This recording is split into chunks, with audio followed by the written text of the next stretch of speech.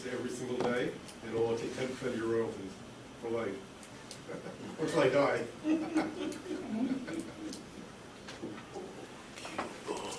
Mr. Lindsay. So if you create the questions, how are you able to compare them to the population if you create a unique question? Who has created this question? You as one of our clients? I don't know.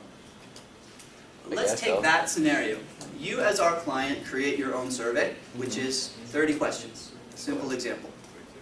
You are going to deploy it on paper to 1,000 people. When you have your 1,000 papers back, you'll provide them to us. We'll provide the extraction, transformation, and loading and get it into our system. Each individual who's completed the survey, each paper, will have its own individual code. And once the full results are into our system, any of those individual papers can be compared against the whole. And thus you have one compared against 1,000, or you're able to look at subsets and compare different ages against the whole thing. We will help you find the analytics that you need to sell more deep dish pizzas and get Greg eating them one a day. So as you're doing the questions and having people fill out the surveys, let's say you're a restaurant, let's say you're Pizza Hut. Do they have then access to the data from Boston Pizza as well, aggregated form, or not? That would require Pizza Hut and Boston Pizza, which would be two separate clients, to come to an arrangement or an agreement or an understanding.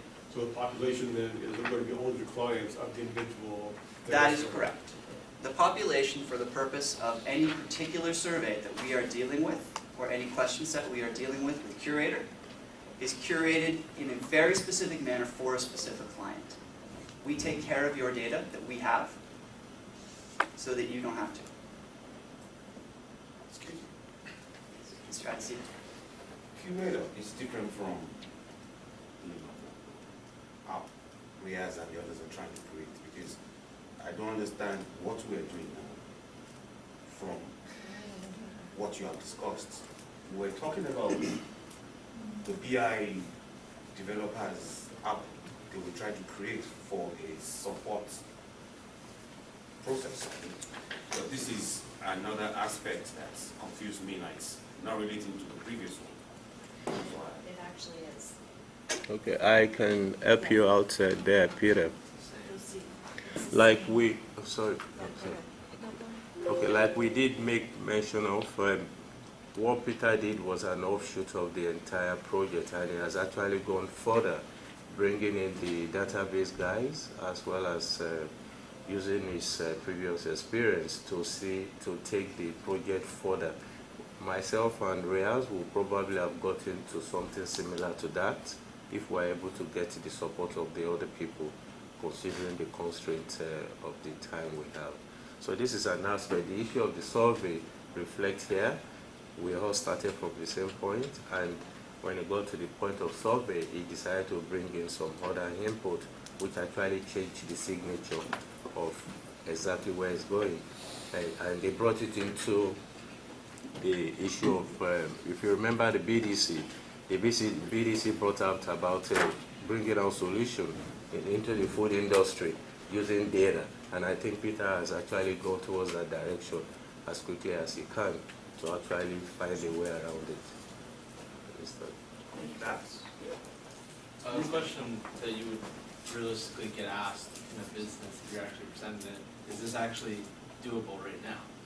And I suppose it's not, but how has your training, because I think this is a really cool idea, how has it changed from, and how are you developing it, say, technically, or some examples of where you're originally working on specifically the mental health, to how you're working on specifically making it adjustable for any type of data, or are you just taking out questions and then putting new questions?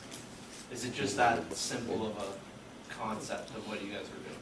It's a very complex question that I can see at least 3 or 4 elements to. Yeah. That re-asks the same question that Ade asked, but allow me to do my best to try and address that.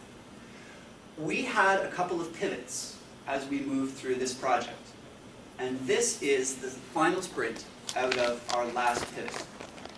That last pivot I may have done myself ahead of the rest of the team in leaving behind any specific question set and moving on to a product that could take any question set. You heard from my colleagues the information before that final pivot, which is we are working with this set of questions to build our initial product. That is where we are with most of the entire team. This is where we can head if we continue to use this as a product. No, I agree, and I understood that, but I guess I meant more is, if you're taking this pivot, how is the way you're approaching it, or technically, is that changing at all? Or is it just as simple as, question was before is, how do you feel today versus, do you like hamburgers? Is it just that simple, or is there any other technical, I see the complete correlation, I'm just curious if there's any more that goes into it. It is meant to be deceptively simple. Okay. The reason that our test model for validation is so powerful is because it is from a recognized body, the APA. It has over 60 years of history, and it's long. To do it manually, for a clinician, takes 2 to 3 hours. We can bring this time immediately down to under 45 minutes. Is this a reality right now? Was also part of your question, and yes, within 6 months with funding requested, we could very realistically have this as a deployable solution. Not only with our validation set, but, to answer another part of your question, with other questions designed by other experts. This is where we have to rely, though, on our SMEs. The questions are only as powerful as you can make them. If your questions are pieces of junk and garbage, then you're not going to learn much from them because we can't read anything valuable into them. Yeah, a little contribution here. Also, Peter, you probably might want to be open to some outside critique of that your group, because I know of existence of some other systems that actually make use of this kind of survey to actually support in coming up with a best-in-class recipe. I might want to refer you to wired.com. They have, in conjunction with some other more IBM, with IBM, they've come up with getting feedback from customers to be able to give the best recipe by the customers going through some survey to respond to some of the, as a feedback to their experience in some of those restaurants. And the computer-aided programs is able to come up with the best of what people really prefer. And then the recipe comes out and people really likes it more. And a point in time for you to notice is the recipe from this Tim Horton about the latte or something like that. You want to probably just take advantage of that additional information as well. Yeah, so I think the niche is, and thank you for putting this forth, I think it's a great opportunity. The team had discussions around this, and I could see we do actually have another opportunity where we could take and utilize this tool right here at NSCC. This group. What's happening in the market right now is having that flexibility. Like we've just seen 2 examples, three. I mean, we've got 3 business cases already where this could be utilized. The difference is what's going on with this tool is having the flexibility to be able to take and put the questions in so it analyzes it. Right now, the SurveyMonkey, a lot of these tools out there, all they do is produce a CSV format. They don't have like an analytical.